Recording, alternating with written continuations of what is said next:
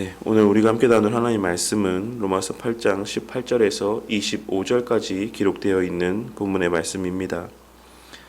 우리는 지난 시간에 우리가 고난을 받는 것은 어떤 기대나 소망 때문이 아닌 그 고난으로 말미암아 받고자 하는 어떤 대가를 기대하기 때문이 아닌 이미 우리가 받은 은혜인 하나님의 자녀가 되었다라는 사실과 그로 말미암아 깨닫게 된 하나님의 우리를 향한 사랑 때문이라는 사실을 함께 생각해 보았습니다. 그런데 그처럼 자녀로서 마땅히 행하여야 될 바를 행하는 것임에도 불구하고 하나님께서는 오늘 말씀을 통해 그와 같은 우리에게 엄청난 영광의 때가 예비되어져 있다라고 우리를 위로하시며 소망의 말씀을 전해주고 있으십니다. 지난 시간에 말씀을 드렸던 것처럼 우리가 그 부모의 자식이고 자녀이기에 부모의 하는 일을 돕는 것은 당연한 일이라고 할 수가 있지만 그렇다라고 해서 그 일이 하나도 힘들지 않은 것은 아닙니다. 그렇게 하나님께서는 그 마땅히 행하여야 될 바, 그 일들에 대하여 고난이라고까지 표현을 하고 있으신 것입니다. 오늘 말씀에서 하나님께서는 그와 같은 힘듦과 고난까지도 기꺼이 감내하며 살아가는 당신의 자녀들을 향해 조금만 참아라. 조금만 지나면 엄청난 영광의 때를 맞이하게 될 것이다라고 위로하시며 소망의 메시지를 전해주고 있으신 것입니다. 그리고 그것은 바로 우리 예수님의 재림하실 그 날에 우리 또한 예수님과 같이 변화된 완전한 육신을 입고 우리를 위하여 예비하신 본향에 들어가 우리 주님과 영원한 영광의 교제를 나누게 되는 것을 의미합니다. 지금은 비록 힘듦을 느끼고 때로는 부끄러움을 당하기도 하고 때로는 고통스럽게 여겨지는 시간들을 맞이하기까지 하며 하나님의 자녀된 삶을 살아가고 또한 하나님의 자녀된 삶을 살아가기 위해 애쓰고 수고하며 열심을 내고 있지만 우리에게 예비하신 그 영광의 때가 되면 우리는 우리의 이 땅에서의 모든 수고나 그 고생들과는 비교할 수도 없는 영광스러운 모습으로 창조주이신 우리 하나님 아버지와 그 영광의 자리에 함께하는 복된 영광의 때를 맞이하게 될 것이라고 분명하게 말씀하고 있으신 것입니다. 그런데 오늘 말씀을 보시면 그 때를 피조물들이 바라고 있다라고 하는 사실을 말씀하고 있는 것을 확인할 수가 있습니다. 본문에서의 피조물은 하나님께서 창조하신 이 피조 세계를 의미합니다. 그리고 그 가운데 특별히 동물과 식물 등 생명 있는 모든 피조물들을 의미하고 있는 것입니다. 이 땅의 모든 피조물들은 인간의 범죄와 타락으로 말미암아 인간과 동일한 저주 아래 거하게 되었습니다.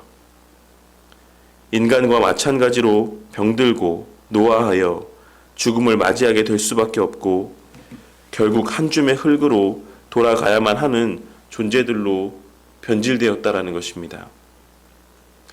그리고 본래 하나님의 영광을 드러내는 존재로 지음받은 인간이 그 육신을 이제 죄를 범하는 일들 가운데 사용하게 된 것처럼 피조물들 또한도 본래 하나님의 영광을 드러내는 수단으로 지음을 받았지만 인간의 타락과 더불어서 그 인간으로 말미암아 함께 죄를 범하는 일에 그 수단으로 쓰임을 받게 된 것입니다. 본래는 하나님의 선한 일들을 하는 그 환경들을 제공하고 또한 힘을 제공해 주기 위해 존재하던 피조물들이 인간이 하나님을 대적하고 하나님 앞에 죄를 짓는 일들 가운데의 환경이 되어지고 그와 같이 죄를 짓는 일들 가운데 힘을 제공해 주는 존재로 전락해 버리고 말았다라는 것입니다. 이는 우리가 하나님께서 창조하신 세계 가운데 살아가며 또한 그 피조물들을 먹고 힘을 내서 하나님의 영광을 위해 살아가야만 했던 그 존재들이 그 타락함으로 말미암아서 하나님의 창조하신 피조 세계에 공급받는 영양분들을 통해 힘을 내서 오히려 하나님 앞에 죄를 짓는 일들 가운데 열심을 내며 살아가는 그와 같은 오염되고 오용되는 그러한 환경 가운데 우리가 살아가게 되었다라는 것을 의미하고 있는 것입니다. 그리고 온 피조 세계가 그와 같은 상황에 대하여 탄식하며 함께 고통을 겪고 있다라고 말씀을 하고 있으십니다. 그렇게 온 피조 세계가 우리의 회복될 그 날을 간절히 고대하고 있는 것입니다. 본래 지음받은 목적대로 하나님의 영광을 위한 선한 일들의 도구가 되기 위해 우리의 완전한 회복의 날을 고대하고 있다라는 것입니다. 뿐만 아니라 그것은 구원받은 우리 또한 마찬가지라고 고백하고 있습니다.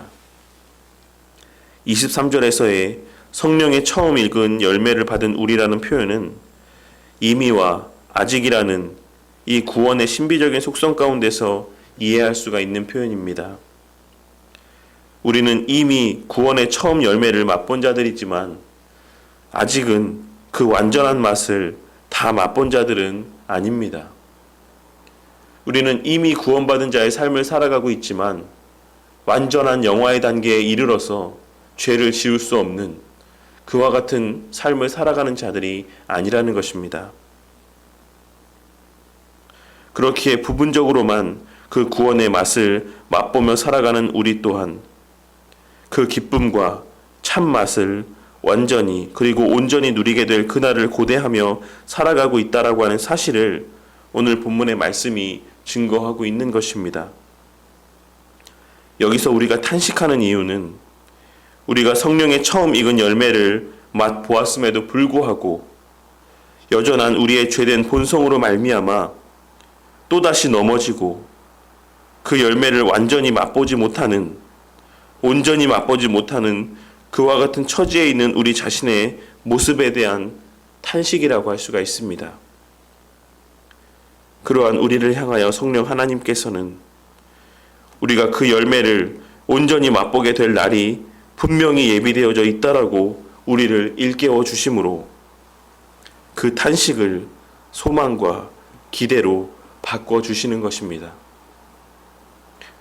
그러면서 씨가 뿌려지고 그 열매가 맺히기 위해서는 인내의 시간이 필요한 것과 같이 비록 지금 우리의 눈에 날마다 명확하게 보여지진 않을지라도 우리 안에 생명의 씨를 뿌려주신 우리 하나님께서 친히 그 땅을 기경하여 주시고 경작하여 주심으로 그 뿌리신 씨가 풍성한 열매를 맺게 하실 그 날을 기대하며 소망 가운데 참음으로 기다리라고 말씀하고 있으신 것입니다.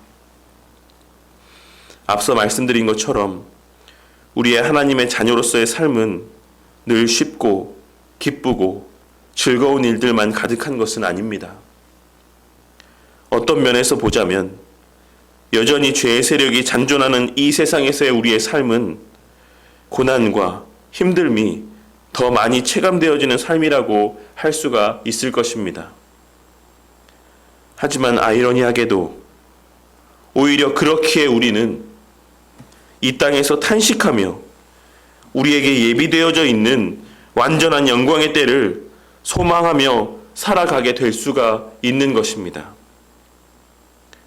예전에 4가지 종류의 땅의 비유에서 말씀을 드렸던 것처럼 우리는 본래 돌밭과 가시밭과 길가와 같은 아무 열매도 맺을 수 없는 그와 같은 땅들에 불과했었습니다. 하지만 그러한 우리를 우리 하나님께서 친히 좋은 땅이 되도록 기경하여 주시고 그 땅에 씨를 뿌려주신 것은 바로 우리 하나님이신 것입니다. 그리고 그 뿌리신 씨앗을 돌보고 열매를 맺게 하시는 분도 우리 하나님이신 것입니다. 땅에 심겨진 씨앗이 그 안에서 자라나는 것을 겉으로 가시적으로 확인할 수 없을지라도 분명 그 땅 속에서 씨앗이 자라나고 있으며 때가 되었을 때 그 씨앗이 움트고 자라나서 반드시 열매를 맺게 될 것이 분명한 것처럼, 비록 지금 우리의 모습에는 말씀을 통한 가시적인 변화가 크게 나타나지 않는다라고 할지라도 그 씨를 뿌리신 분이 우리 하나님이시고 그 씨를 돌보시고 열매 맺게 하시는 분이 하나님이시기에 우리 안에서의 그 우리의 본성의 변화는 날마다 쉼없이 진행되고 있다라는 사실을 믿고 확신하는 우리 성도님들이 되시기를 바라겠습니다. 그리고 우리가 열매 맺게 될 그날은 부족하고 연약한 우리로 말미암는 것이 아니라 창조주 하나님으로 말미암는 것이기에 늘 소망과 기대 가운데 인내하며 그 날을 기다리시는 성도님들이 되시기를 바라겠습니다. 오늘 한 날도 우리의 여전한 모습들을 보면 우리의 입에서는 절로 탄식이 흘러나올 수밖에 없지만 그러할수록 더욱 우리 주님을 바라보게 되고 하나님을 의지하게 되므로 그 하나님의 부어주시는 능력과 소망으로 말미암아 우리의 천국 소망이 더욱 깊어지고 풍성해지는 오늘 복된 하루가 되시기를 주님의 이름으로 간절히 축원합니다.